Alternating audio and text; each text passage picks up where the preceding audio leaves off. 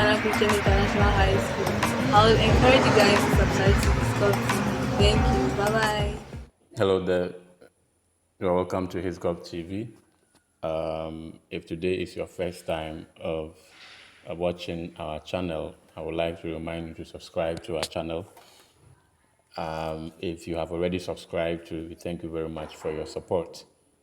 So in our previous discussions, we looked at the sources used in the reconstruction of African history. And we said that there were two main sources used in the reconstruction of African history. And we said documentary source, and we said they were documentary source and non-documentary sources. You made mention of some of the documentary sources as being autobiographies, minutes of meetings,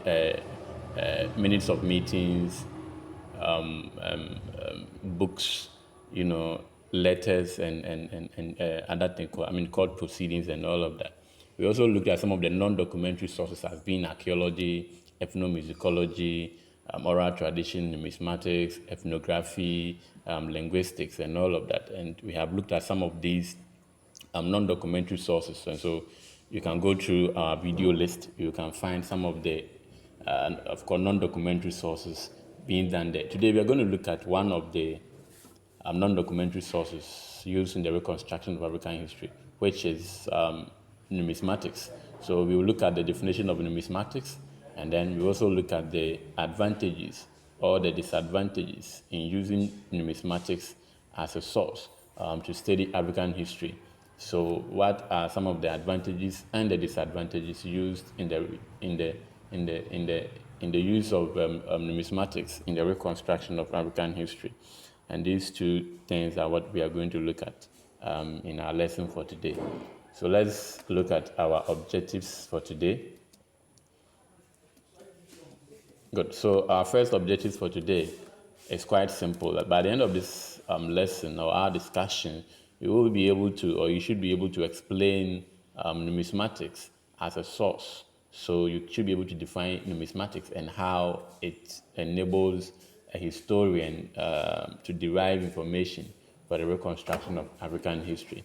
Okay, and then also you should be able to discuss the advantages or the merits of numismatics as a source of African history. What are some of the disadvantages used? The advantages and the merits that a historian would be able to get if they are to use numismatics to reconstruct African history. Then the last of our objectives is for us to be able to discuss the disadvantages or the demerits of numismatics as a source used in the reconstruction of African history. What about numismatics that is its limitation? We also look at that. You should be able to look at that. So these three objectives should be able to guide us in our discussion for today. So let's begin with the introduction. What is numismatics in the first place? So numismatics is the study of coins, as simple as that. Numismatics is the study of coins. So in numismatics, we study coins, period. And this study helps us to know where the coins were minted and found. So that is basically all that numismatics is about. And so if you see coins over here, don't be surprised, because numismatics only deals with what? The study of coins. Which then means that we are going to use coins to study African history. We believe that coins could be a source of information for the reconstruction of African history. And that is why we are terming numismatics as one source, as one non-documentary source used in the reconstruction of African history. Okay, so then if we agree that coins can help us to know some kind of information about a group of people, let's find out some of the coins here. So study these coins well. Of course, practice a little numismatic here. Study these coins well. And how do they reveal history? What information do you find on these coins? So let's begin with the one on my right hand. So let's start with this coin. Okay, so we are starting with this coin. Now, study the coin well. Okay, what do you find on the coin? Look at, there is an image on the coin, an image in here. There is a name inscribed here, and there is another where something said here. When we turn the back of the coin, we have Ghana here, we have 1958 here, we have a star in the middle, and we have an amount, 10 shillings here. So what information can you get from here? It means that this coin was used by Ghanaians, those who live in Ghana. That is why you have their name here, their country name here. 1958 would be a very significant year in the history of Ghana, probably when the coin was minted. The star also means something about the people of Ghana, the black star. 10 shilling is the amount of money we are talking about here. But I don't even think that today Ghanaians spend shilling. They spend the cedis. So you see, now look at the face of the coin. There is a name inscribed there, Kwame Nkrumah, which means that the man whose face is on the coin is Kwame Nkrumah. And Kwame Nkrumah, who is Kwame Nkrumah to Ghanaians? He was the first president who attained independence for the people of Ghana. And then there is a Latin word over here. So you see, this coin is revealing some sort of information about Ghana which you did not read from books or anywhere else except on coin. And this is how coins reveal, or coins could be used or as a source used in the reconstruction of African history. Now let's look at another one here. The same coin over here. No, we are done with Ghana. Let's move to another country before we come back to Ghana again. Now this is another coin over here. Look at, we have on the face of the coin, we have the Republic of Kenya over here. We have His Excellency Mawe. I can't get the name well. I can't get the name correct because of how it has turned. All right. He's saying here the first president of the Republic of Kenya. It means that this man here was the first president of the Republic of Kenya. Now let's turn behind. He says what? Commemorating 40 years of independence. That's 1963 to 2003. 40 shillings. This one too is 40 shillings. So you see that this coin over here are also revealing some sort of information about Kenya. Okay? Yes. And this is how coins are used in the studying of African history. This is King George the Fourth over here, Emperor, also revealing something. We don't know the country, but let's assume that this person was ruling as at that time. There is, let's look at the last one. This is 1st July 1960 over here, Republic Day written here, which means that the people who use this coin celebrate 1st July as their Republic Day. We have another one here, Kwame Nkrumah. So this is the face of the coin. We have Kwame Nkrumah here. And then he is the first president of Ghana, also written over there. So you see, in a nutshell, all these coins, after studying all these coins, we have seen that these coins are revealing some information about the group of people that used the coin. However, there is something also similar about these two coins. For instance, look at the coin used, and I also don't think Kenyans are still using the shilling, no. But look at Ghana, this coin here, and that coin there. This coin is was used by Kenyans. This was also used by Ghanaians. But you could see that they all have the same name, the shilling. The Kenyans were using the shillings, the Ghanaians were also using the shilling. So what does that tell you about the political history of these people? That could tell you that both countries were, in a way, dominated by one superpower, and therefore they were using the currency, they were using same currencies. Do you get the deductions I'm making from? Yes. You see, so even though we know some of these informations in books, you can see that without books, we could have still come out with the kind of information that we wanted. These coins could give us some information, and this is how we use coins to study history. Even though numismatics has to do with study of coins, we study the coin in order to get some information about the group of people. Good. Let's begin with the advantages. So when you use coin to study African history, what do you stand to gain? What are some of the advantages in the usage of numismatics as a source for the reconstruction of African history? One, numismatic study has helped us to know that Africans had an advanced economy in minting of coins. Okay, and this was because of the fact that numismatics has thrown light on trade contacts between people. Okay, for example, there was the discovery of about 240 coins at Kilwa in the East African coast, around the Swahili area. And that showed that from the 13th century AD, the sultans of Kilwa had their own mint coin. So if 240 coins were discovered in Kilwa, okay, with images of the king or the sultans of Kilwa on it, that is to tell you that Africans long before had an advanced economy whereby they were using money as a means of exchange, whereby the kings, what was even happening in Europe, where kings had their own money.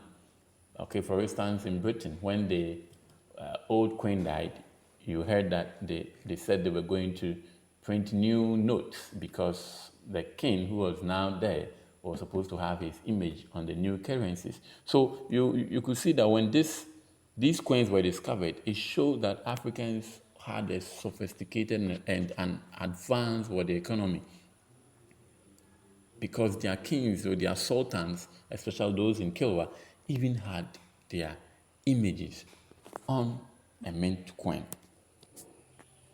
Okay, and so that is to tell you how important coins was, okay, and then how advanced the economy some of these African countries had. Because don't forget, the African continent has been branded as being a backward continent, whereby everything is dark, especially some Western historians will say that everything was dark in Africa, except when the Europeans started coming here, that they feel that things were getting better. But this is to tell you that no, Africans, when you study these coins, you realize that they had a sophisticated economy, an advanced one.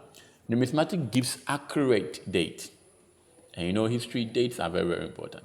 Accurate dates, names, places, and events. For example, the king list of Kilwa came to light when the 240 coins were discovered. It shows the sultans of the Swahili coast.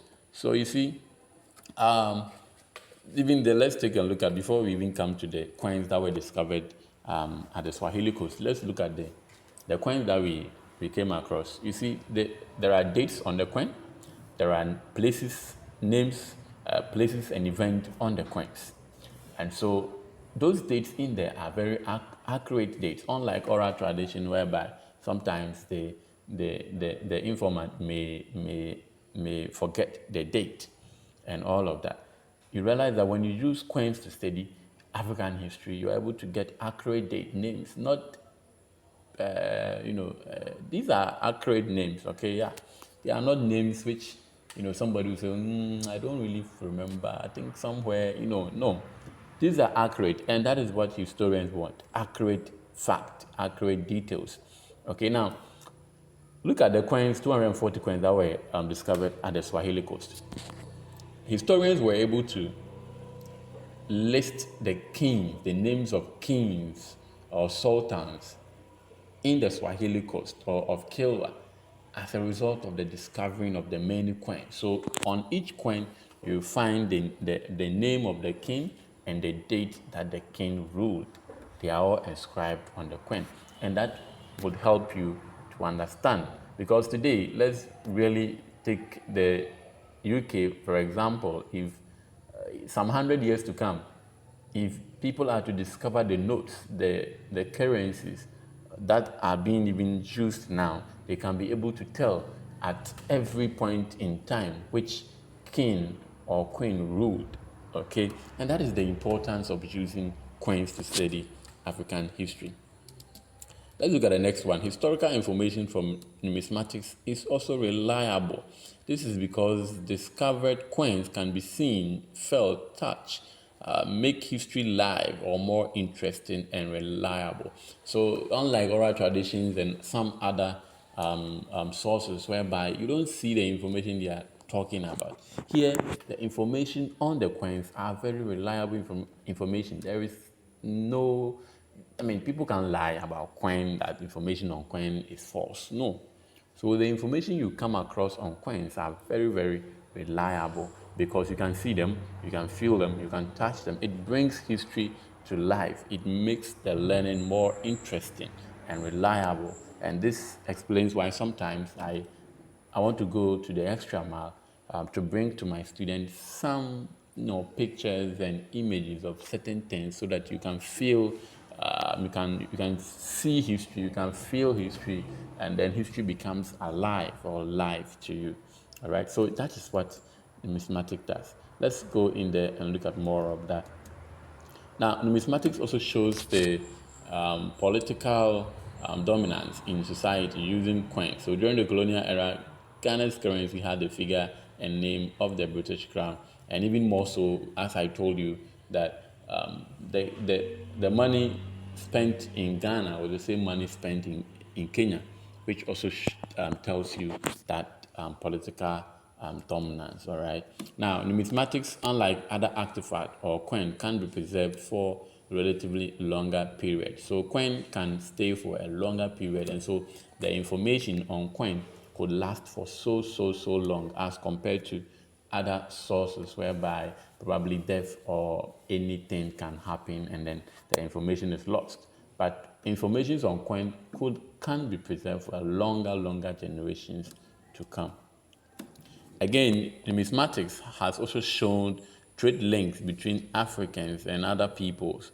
Through the activities of numismatics, it is known that as far back as the 9th century and the 10th century AD, the people of East Africa and China had established trading links.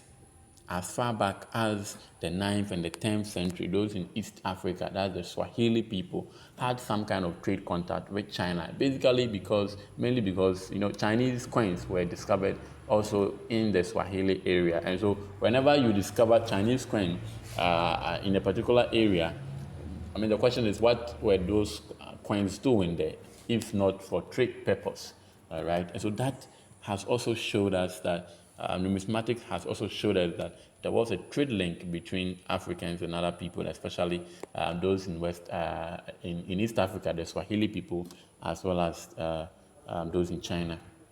Good. So we've come to the end with the advantages. Let's take a look at the disadvantages in using numismatics to study African history. So numismatics give limited information. Okay, and you agree with us, you agree with me that the information that we got or we had on the coin were very limited. You can't really write history out of that information. You understand? As a historian, you will need more and more information than the information on the coin. So numismatics gives, of course, limited information in the story that it tells. It may only identify a ruling class, the society engaged in trading activity, and then who used the coin.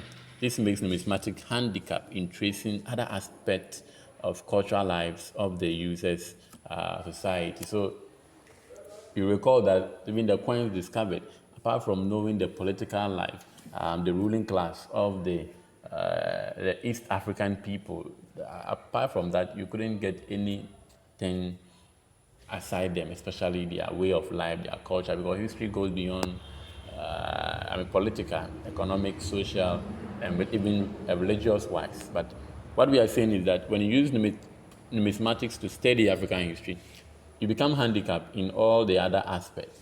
Okay, you only get access to just some limited information. Now, numismatics also rely on other sources. So, numismatics is not independent on its own. Without a consultation of other sources like archaeology and oral tradition, numismatics may somehow be impotent in revealing the entire cultural history of the society. This is because not all prehistoric societies minted and used coin. Of course, not all prehistoric societies used coin. And so if you want to rely on only numismatics, you'll be handicapped.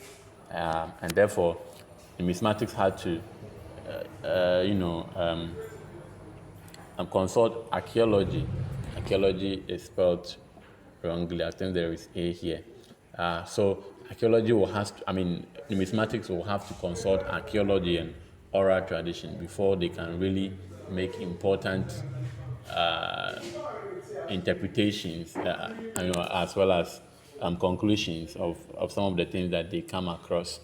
Okay, good. So unlike oral tradition that was independent, that did not rely on any other sources, numismatics relied on other sources, and that is a demerit or disadvantage of numismatics as a source for the reconstruction of African history. Good. So we've come to the end of this discussion as well. You can try your hand on this. This is an Obdek Wasi question 2011. It says, discuss any four benefits of numismatics as a source of African history. So the sources are, the benefits are the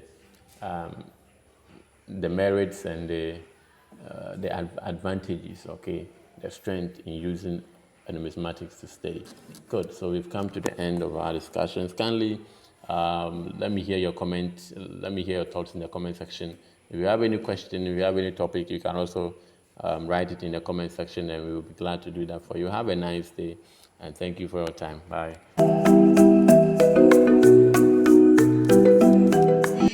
First among equals. Bye.